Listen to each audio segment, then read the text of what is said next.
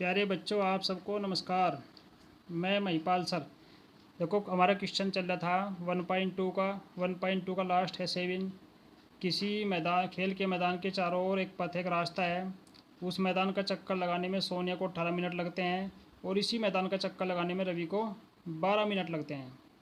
यदि दोनों एक स्थान से और एक साथ चलना प्रारंभ करें तो कितने समय बाद वे अपने प्रारंभिक स्थान पर मिलेंगे। तो देखो प्यारे बच्चों, सोनिया एक चक्कर लगाती है 18 मिनट में, रवि एक चक्कर लगाता है 12 मिनट में। तो कितने समय बाद मिलेंगे? हम 18 और 12 का एलसीएम निकालते हैं। तो 18 और 12 का एलसीएम हमारे पास, देखो 18 के फैक्टर आगे 2 गुणा 3 गुणा 3, 12 के फैक्टर आगे 2 गुणा 2 गुणा 2। तो एलसीएम हमारे पास आ गया। देखो दो तो दो भी है दोनों में, 3 भी है दोनों में, बच गया हमारे पास 3 और 2। तो मल्टीप्लाई करके आ गया 36। तो 36 मिनट बाद में दोनों प्रारंभिक स्थान पर मिलेंगे। अब चलती है हमारी एक्सरसाइज 1.3। सिद्ध करना है कि √2 एक अपरिमेय संख्या है। ये हमें सिद्ध करना है। तो प्यारे बच्चों देखो, मान लेते हैं हम, ये मान लें कि √2 एक परिमेय संख्या है। सिद्ध करना है अपरिमेय। तो हम मान कर चलते हैं कि माना √2 एक परिमेय संख्या है, रेशनल नंबर है। तो √2 बराबर a बटा b, b not equal to 0, b 0 के बराबर नहीं हो सकता।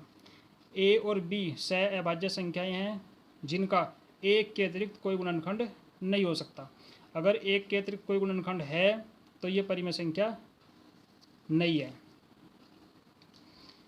तो देखो प्यारे बच्चों, इस प्रकार से √2 दोनों तरफ का वर्ग कर दिया हमने इस समीकरण का। ये हमारे पास है √2 बराबर a बटा b, जो हमने मान्य था। ये हो गया √2 का वर्ग बराबर a बटा b का होल स्क्वायर, 2 बराबर a स्क्वायर बटा b स्क्वायर, 2 का बटा 1 करके क्रॉस मल्टीप्लाई करेंगे ऐसे। तो ये हो गया 2b स्क्वायर बराबर a स्क्वायर।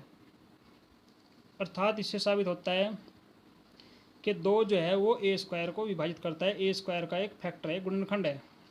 इसी प्रकार से 2 भी a का एक गुणनखंड है। अब ये मान लिया प्यारे बच्चों कि a बराबर 2k, यहाँ 2c 2m कुछ भी ले सकते हैं। a बराबर 2k लेंगे, यहाँ से 2 वही संख्या 2 की जगह 2 भी लेंगे, 2 की जगह संख्या वही लेंगे जो संख्या हमारी यहाँ दी हुई है, जिसको हमें सिद्ध करना है, वही नंबर हम यहाँ लेंगे। तो a बराबर 2k रख दिया यहाँ पे, a की जगह 2k रख दिया इस जगह। तो ये होगा 2b स्क्वायर बराबर 2k का होल स्क्वायर बराबर 4k स्क्वायर। तो ये हो गया प्यारे बच्चों b स्क्वायर, 2b स्क्वायर बराबर 4k स्क्वायर, 2 से 4 कट गया। तो ये आ गया b स्क्वायर बराबर 2k स्क्वायर।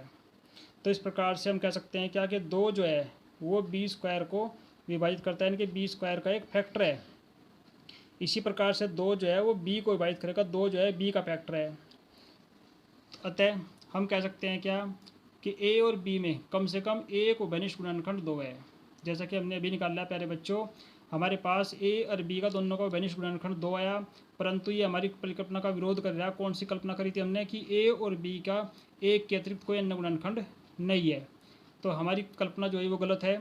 इसलिए √2 क्या गलत है कि √2 एक परिमेय संख्या है। ये कल्पना हमारी गलत सिद्ध हुई। इसलिए हम निष्कर्ष निकालते हैं क्या कि √2 एक अपरिमेय संख्या है। तो इस तरीके से हम परिमेय संख्याओं को, अपरिमेय संख्याओं को प्यारे बच्चों सिद्ध करते हैं। देखो इससे अगला प्रश्न हमारा चलता है, सिद्ध करो √5 एक अपरिमेय संख्या है। बिल्कुल सेम वही सवाल है, उसी तरीके से है और क्लियर हो जाएगा।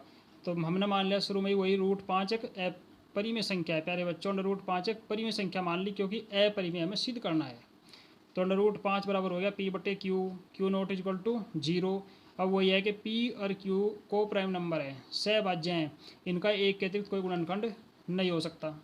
इसलिए दोनों का वर्ग कर दिया। वर्ग करने से हो गया √5 का वर्ग बराबर p बटा क्यू का होल स्क्वायर, 5 बराबर p स्क्वायर बटा क्यू स्क्वायर, 5 का बटा 1 करके क्रॉस मल्टीप्लाई करेंगे ऐसे। ये हो गया 5p स्क्वायर बराबर 5q स्क्वायर बराबर p स्क्वायर। अर्थात इससे साबित हो रहा है कि 5 जो है वो p स्क्वायर का एक फैक्टर है, इसको विभाजित करता है। इसी प्रकार से 5 p का एक फैक्टर है, p को विभाजित करता है। अब मान लिया हमने p बराबर 5k, जैसे पिछले प्रश्न में हमने यहाँ मान्य था a बराबर 2k, जो नंबर हमारा सिद्ध करना जो हमने वही नंबर हम यहाँ मानते हैं। तो ये होगा p बराबर 5k। अब ये मान रख दिया हमने यहाँ p की जगह, इसी जगह। तो ये होगा 5q स्क्वायर बराबर 5k का होल स्क्वायर, पंजे पंजे 25k स्क्वायर, 5 से 25 कट गया तो क्यू स्क्वायर बराबर आ गया 5k स्क्वायर। तो इस प्रकार से प्यारे बच्चों 5 जो है वो क्यू स्क्वायर को विभाजित करता है। अर्थात 5 जो है वो क्यू को भी विभाजित कर देगा। 5 जो है क्यू का भी एक फैक्टर है। तो प्यारे बच्चों, हमने पीछे पढ़ा था कि ए पी और क्यू का एक के अतिरिक्त कोई फैक्टर नहीं है, परंतु हमारे पास पी और क्यू का घनिष्ठ गुणनखंड कितना आया, 5 है। ये हमारी परिकल्पना का विरोध करता है, जिसमें हमने बताया था कि पी और क्यू का एक के अतिरिक्त कोई गुणनखंड नहीं है। इसलिए हमारी कल्पना जो थी वो गलत है। क्या, कौन सी कल्पना? कि √5 √5 एक परिमेय संख्या है, ये कल्पना हमारी गलत है। इससे निष्कर्ष निकालते हैं कि √5 एक अपरिमेय संख्या है। इसी प्रकार से नेक्स्ट क्वेश्चन लेके प्यारे बच्चों, सिद्ध करो कि 3 + 2√5 एक अपरिमेय संख्या है। माना 3 + 2√5 बराबर p/q। p/q एक परिमेय संख्या है।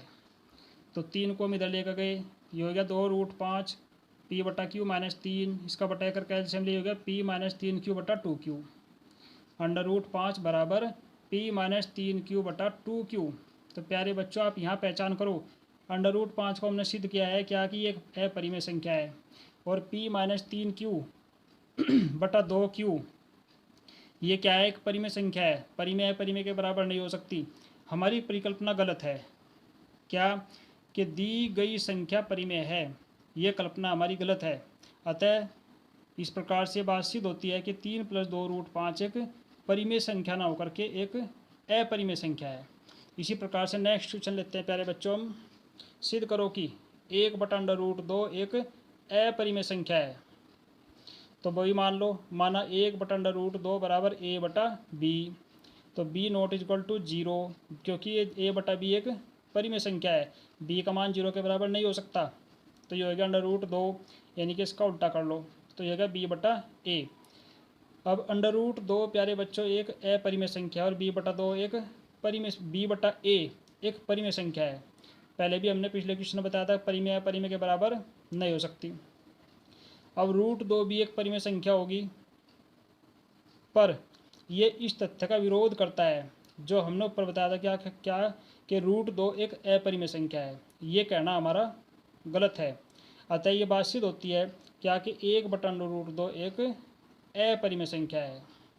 तो इस प्रकार से प्यारे बच्चों, हम इन क्वेश्चनों को हल करेंगे, और बार बार इन क्वेश्चनों को समझिए और हल करिए, आपके लिए बड़े इम्पोर्टेंट हैं। धन्यवाद। जय हिंद, जय भारत।